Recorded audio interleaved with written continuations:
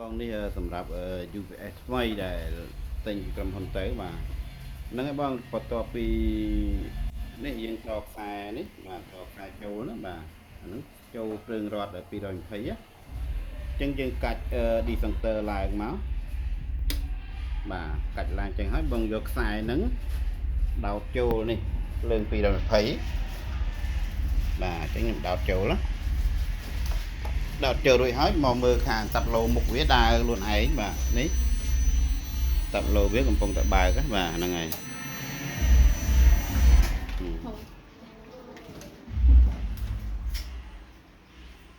បាទអញ្ចឹង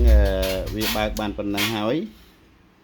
អញ្ចឹងយើងឃើញភ្លើងចូលមាន220ណាតែអានេះវាលោត230អញ្ចឹងបងបាទហ្នឹងភ្លើងចូលហើយនេះគឺភ្លើងចេញក៏វាលោតមកដែរ23435ដូចគ្នាណាបងបាទអ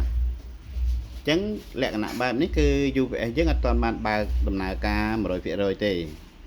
បើសិនជាយើងបើកអញ្ចឹងពេលដែលរលត់ភ្លើងទៅគឺក៏យើងដាច់ភ្លើងអត់មានភ្លើងប្រើទេអញ្ចឹងឥឡូវយើងធ្វើការបើកវាដែលយើងប្រើម្រាម2នេះចុចចំកដាលហ្នឹងបាទចុចទាំងពីរបាទចុចស្របពេលគ្នា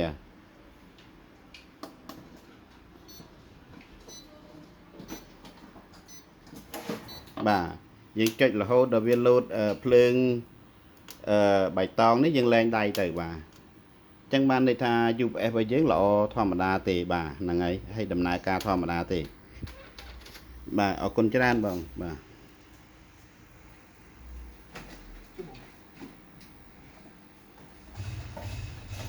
ចឹងយើងមានទាំងភ្លើងចូលទាំងភ្លើងចេញបាទ